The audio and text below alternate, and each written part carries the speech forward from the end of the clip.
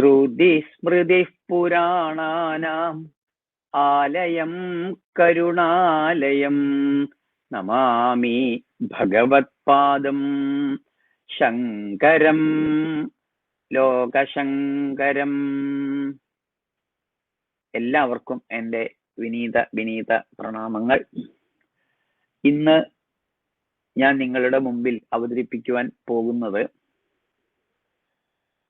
ഭാരതത്തിലെ ഉണ്ടായിട്ടുള്ള സന്യാസി ശ്രേഷ്ഠന്മാരിൽ പ്രഥമഗണനീയ സ്ഥാനം വഹിക്കുന്ന ആദി ശ്രീ ശങ്കരാചാര്യ സ്വാമികളെ കുറിച്ചാണ്. അദ്ദേഹത്തിന്റെ ജീവിത കാലഘട്ടം എന്ന് പറയുന്നത് AD 7-ാം നൂറ്റാണ്ടിന്റെ അവസാനം 8-ാം നൂറ്റാണ്ടിന്റെ ആരംഭ കാലത്തൊക്കെ തന്നെയായിട്ടാണ്. ആചാര്യസ്വാമികള് കേരളത്തിലെ കാലടി ഗ്രാമത്തില് കൈപ്പള്ളി ഇല്ലത്തിലാണ് അദ്ദേഹത്തിന്റെ ജനനം. അച്ഛന്റെ പേര് ശിവഗുരു എന്നും അമ്മയുടെ പേര് ആര്യാമ്പ എന്നുമാണ്. ആദി ശങ്കരാചാര്യരെ കുറിച്ച് പ്രസിദ്ധമായിട്ടുള്ള ഒരു ശ്ലോകം ഉണ്ട്. അതിപ്രകാരമാണ്: അഷ്ടാവർഷേ ചതുർവേദാൻ ദ്വാദശേ സർവശാസ്ത്രകൃത് ഷോഡശേ കൃതവാൻ ഭാഷ്യം ദ്വാത്രിംശേ മുനിരഭ്യഗാത് എന്ന് പറയുമ്പോൾ 8-ാമത്തെ വർഷത്തില്, അതായത് 8-ാമത്തെ വയസ്സാകുമ്പോൾ തന്നെ അദ്ദേഹം ചതുർവേദങ്ങള് ഹൃദിസ്ഥമാക്കി എന്നുള്ളതാണ്. 12-ാമത്തെ വയസ്സിൽ ദ്വാദശേ എന്ന് പറയുമ്പോൾ 12-ാമത്തെ വയസ്സിലെ സർവശാസ്ത്രങ്ങളും അദ്ദേഹം പഠിച്ചു. ഷോഡശേ കൃതവാൻ ഭാഷ്യം, 16-ാമത്തെ വയസ്സിൽ അദ്ദേഹം എല്ലാ ഭാഷ്യങ്ങളും രചിച്ചു. ദ്വാത്രിംശേ മുനിരഭ്യഗാത് എന്നാണ്. 32-ാമത്തെ വയസ്സിൽ അദ്ദേഹം ഇഹലോകവാസം വെടിഞ്ഞു എന്നുള്ളതാണ്. അദ്ദേഹത്തിന്റെ ഗുരു എന്ന് പറയുന്നത് ഗൗഡപാദാചാര്യരുടെ ശിഷ്യനായ ഗോവിന്ദ പാദാചാര്യരായിരുന്നു. ഈ ഗൗഡപാദാചാര്യർ അദ്വൈത സിദ്ധാന്തത്തിന്റെ ഉപജ്ഞാതാവ് കൂടിയാണ്. ശ്രീ ശങ്കരാചാര്യരെ അദ്വൈത ആചാര്യനായിട്ടാണ് സാധാരണയായിട്ട് നാം കാണുന്നത്. തന്റെ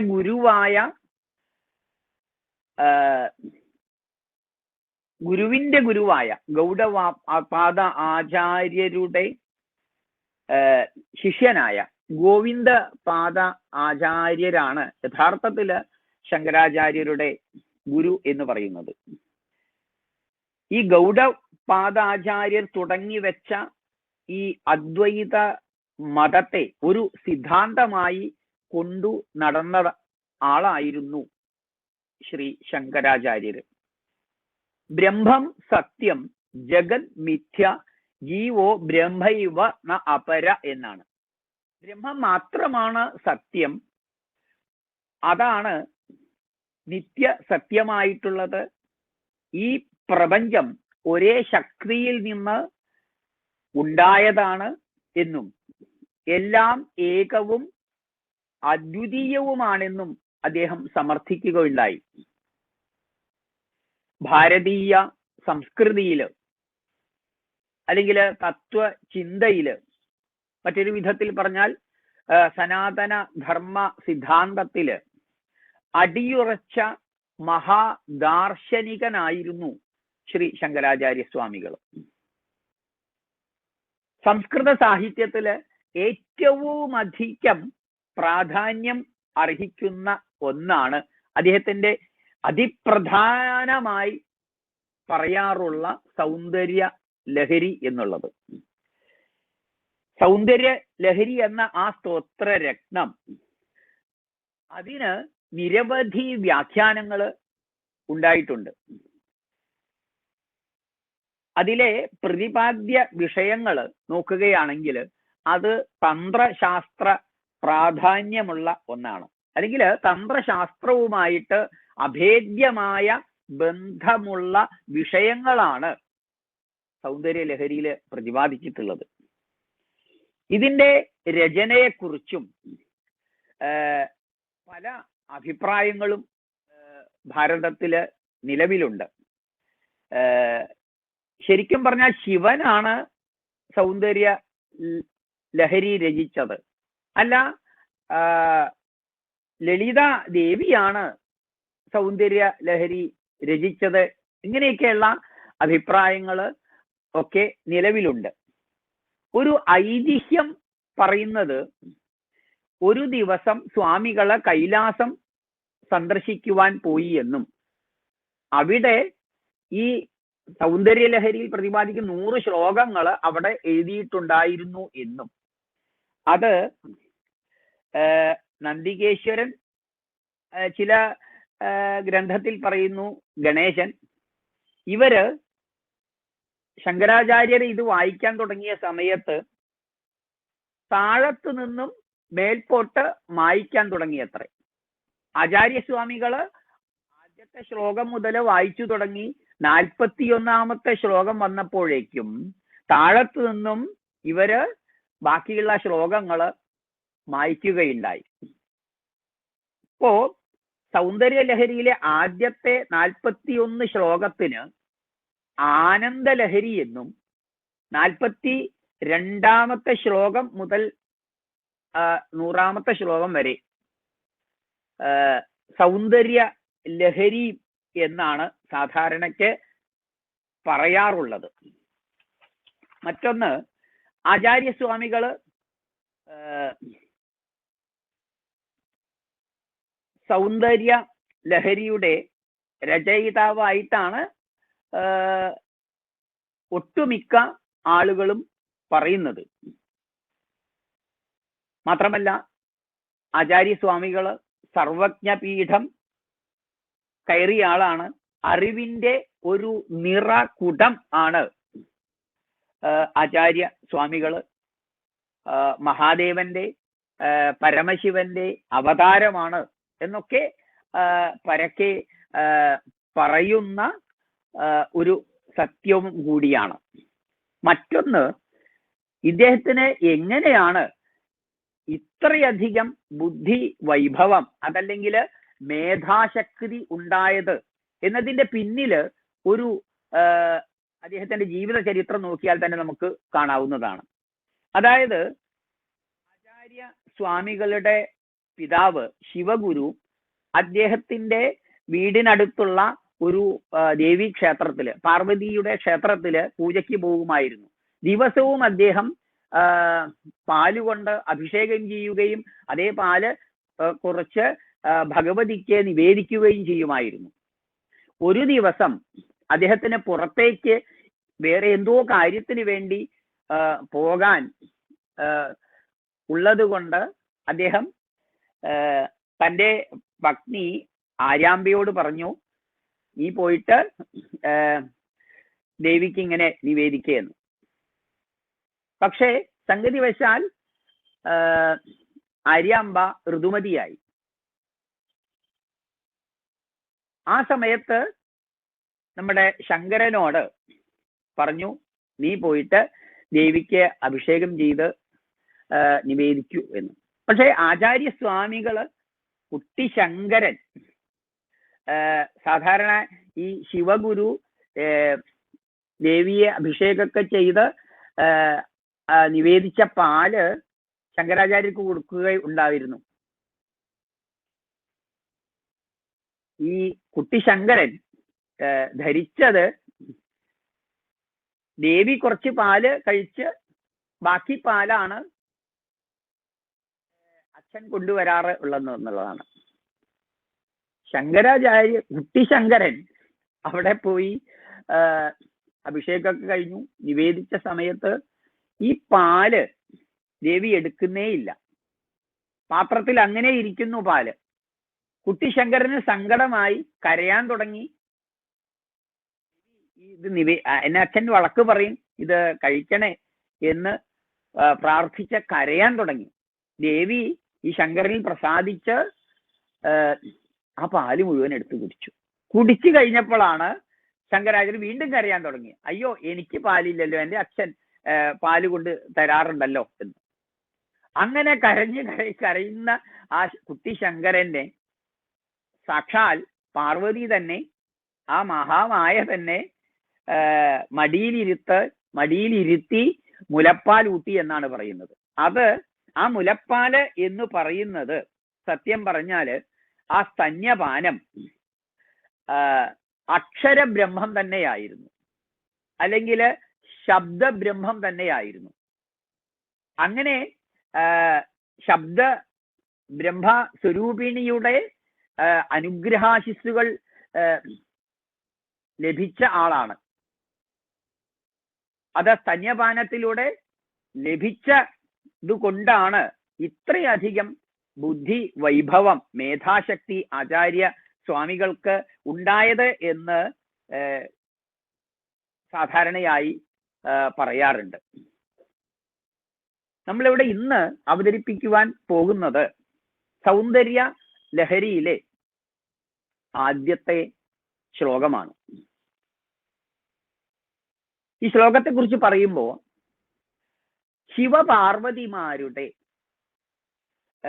സമ്മേളനത്തിന്റെ പ്രാധാന്യത്തെക്കുറിച്ച് അല്ലെങ്കിൽ മഹനീയതയെക്കുറിച്ച് എടുത്തു കാണിക്കുന്ന അതിമനോഹരമായിട്ടുള്ള ഒരു ശ്ലോകമാണ്. ഹിന്ദു സനാതന ധർമ്മ വിശ്വാസികള് ഒരു മാതൃകാ കുടുംബമായി കാണുന്നത് ശിവപാർവതിമാരുടെ കുടുംബത്തെയാണ്. ഇവർ തമ്മിലുള്ള ബന്ധത്തിന്റെ, പാർവതിയും ശിവനും തമ്മിലുള്ള ബന്ധത്തിന്റെ പേരാണ് അവിനാഭാവ ബന്ധം എന്നുള്ളത്. ഇത് പറയുമ്പോൾ ഒരാളില്ലെങ്കിൽ മറ്റൊരാളില്ല, ശിവനില്ലെങ്കിൽ ശക്തിയില്ല, ശക്തിയില്ലെങ്കിൽ ശിവനില്ല.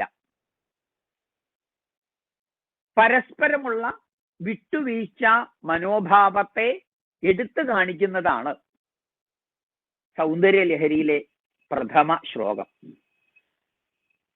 ഒരു മാതൃകാ കുടുംബത്തില് നമ്മൾ നോക്കുകയാണെങ്കിൽ, ഒരു മാതൃകാ കുടുംബത്തില് യഥാർത്ഥത്തില് ഭാര്യ ഭർത്താവിന്റെ ഒരു പ്രചോദന ശക്തിയാണ്, ഒരു ഇൻസ്പിറേഷണൽ ഫോഴ്സ് ആണെന്നൊക്കെ പറയാം നമുക്ക്.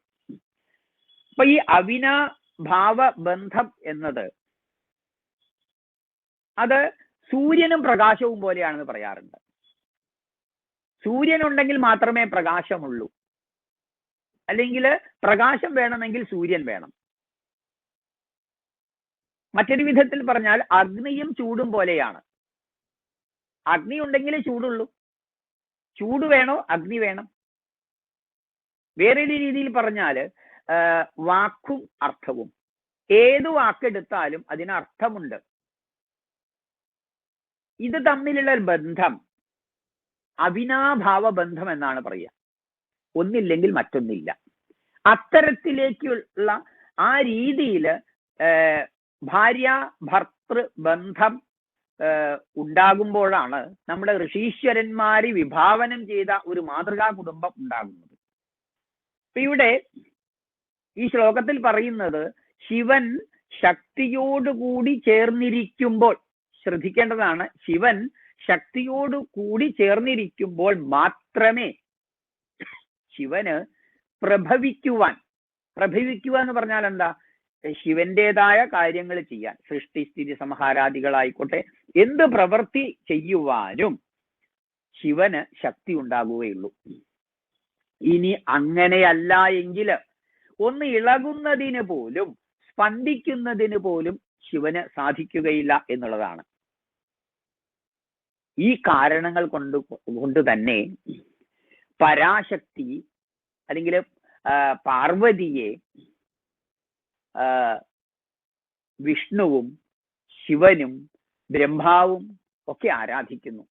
അപ്പോ വിഷ്ണുവിനും ശിവനും ബ്രഹ്മാവിനുമൊക്കെ ആരാധ്യയായിട്ടുള്ള പാർവതിയെ പ്രണമിക്കുവാനും സ്തുതിക്കുവാനും അകൃതപുണ്യന് സാധ്യമല്ല എന്ന് ശ്ലോകത്തിൽ പറയുന്നുണ്ട്. എന്ന് പറയുമ്പോൾ പുണ്യം ചെയ്തവർക്ക് മാത്രമേ സുകൃതം ചെയ്തവർക്ക് മാത്രമേ ഈശ്വരനെ ഭജിക്കുവാൻ സാധിക്കുകയുള്ളൂ. അല്ലെങ്കിൽ ആ പരാശക്തിയെ ഉപാസിക്കണം എന്നുണ്ടെങ്കിൽ തീർച്ചയായും പുണ്യം ചെയ്യണം, സുകൃതം ചെയ്യണം, ഭാഗ്യം ചെയ്യണം എന്നുകൂടി വ്യക്തമാക്കുന്നുണ്ട് ആചാര്യ സ്വാമികള് ആ സൗന്ദര്യ ലഹരിയിലെ ആദ്യത്തെ ശ്ലോകത്തിലൂടെ. നമുക്ക് ഇനി ആ ശ്ലോകത്തെ കുറിച്ചൊന്ന് നോക്കാം. ശ്ലോകം ഇങ്ങനെയാണ്: ശിവ ശക്തിയായുക്തോ യദി ഭവതി ശക്ത പ്രഭവിതും ന ചേദേവം ദേവോ ന ഖലു കുശല സ്പന്ദിതൂമപി അതസ്ത്വാമാരാധ്യാം ഹരിഹര വിരിഞ്ചാദിഭിരഭി പ്രണന്തും സ്തോതും വാ കഥമകൃത പുണ്യപ്രഭവതി. വളരെ സ്പഷ്ടമാണ് അതിന്റെ വ്യാഖ്യാനം. ശിവൻ ശക്തിയോടുകൂടി ചേർന്നിരിക്കുമ്പോൾ മാത്രമേ ശിവൻ ശക്തനായി പ്രഭവിക്കുന്നുള്ളൂ. ശിവൻ അങ്ങനെ അല്ല എങ്കിൽ, ദേവൻ അങ്ങനെ അല്ല എങ്കിൽ എന്ന് പറഞ്ഞാൽ എന്താ? ശക്തിയോടുകൂടി ചേർന്നിരിക്കുന്നില്ല എങ്കിൽ സ്പന്ദിതുമപി, ഇളകുന്നതിനു പോലും ശക്തനല്ല എന്ന് പറയുന്നുണ്ട്. അതസ്ത്വാം ആരാധ്യാം ഹരിഹര വിരിഞ്ചാദിഭിരഭിപ്രണന്തും സ്തോതും വാ. ഇപ്പൊ ഭഗവതിയുടെ ഈ മഹാത്മ്യം മഹത്വവും ഒക്കെ ഉള്ളത് കൊണ്ട് തന്നെ ബ്രഹ്മാവിനും വിഷ്ണുവിനും ശിവനും കൂടെ ആരാധ്യയാണ്. അങ്ങനെ സകല ഇവർക്ക് മാത്രമല്ല ചരാചരങ്ങൾക്ക് പോലും, കോടി ബ്രഹ്മാണ്ടത്തിലുള്ള സകല ജീവജാലങ്ങൾക്ക് പോലും ആരാധ്യയായിരിക്കുന്ന ആ ദേവിയെ, പരാശക്തിയെ പ്രണമിക്കുവാൻ, സ്തുതിക്കുവാൻ, ആരാധിക്കുവാൻ തീർച്ചയായിട്ടും ഭാഗ്യം ചെയ്യണം, സുകൃതം ചെയ്യണം, പുണ്യം ചെയ്യണം എന്നാണ് ആചാര്യ സ്വാമികള് പ്രഥമ ശ്ലോകത്തിലൂടെ വ്യക്തമാക്കുവാൻ ഉദ്ദേശിക്കുന്നത്. ഇനി ഈ ശ്ലോകത്തിന് മഹാകവി കുമാരനാശാൻ അതിമനോഹരമായിട്ടുള്ള ഒരു പരിഭാഷ കൊടുത്തിട്ടുണ്ട്, തർജ്ജമ ചെയ്തിട്ടുണ്ട്. അത് കേൾക്കുമ്പോൾ എന്തൊരു മനോഹരമാണെന്ന് അറിയാമോ അത് കേൾക്കാൻ? അതും കൂടെ ഒന്ന് കേൾക്കുമ്പോൾ മാത്രമേ നമുക്ക് സന്തോഷം വരുന്നുള്ളൂ. അതൊന്ന് കേട്ടു നോക്കൂ. ചൊല്ലേറും ശക്തിയോടൊത്തിഹ ശിവനഖിലം ചെയ്യുവാൻ ശക്തനാകുന്നല്ലെന്നാൽ ചെറ്റനങ്ങുന്നതിനുമറികില ദേവനാളല്ലയല്ലോ. മല്ലാക്ഷൻ ശംഭുമുമ്പാം മഹിത വിബുധരാൽ മാന്യയാം നിന്നെ വാഴ്ത്തിച്ചൊല്ലാനും കുമ്പിടാനും ജനനീ പുനരിതാർക്കാവു പുണ്യം പെറാഞ്ഞാൽ.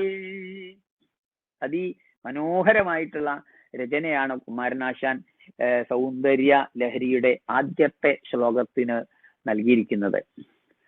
ഇത് ശ്രവിച്ച എല്ലാവരെയും പരാശക്തി അനുഗ്രഹിക്കട്ടെ എന്ന പ്രാർത്ഥനകളോടെ നന്ദി, നമസ്കാരം.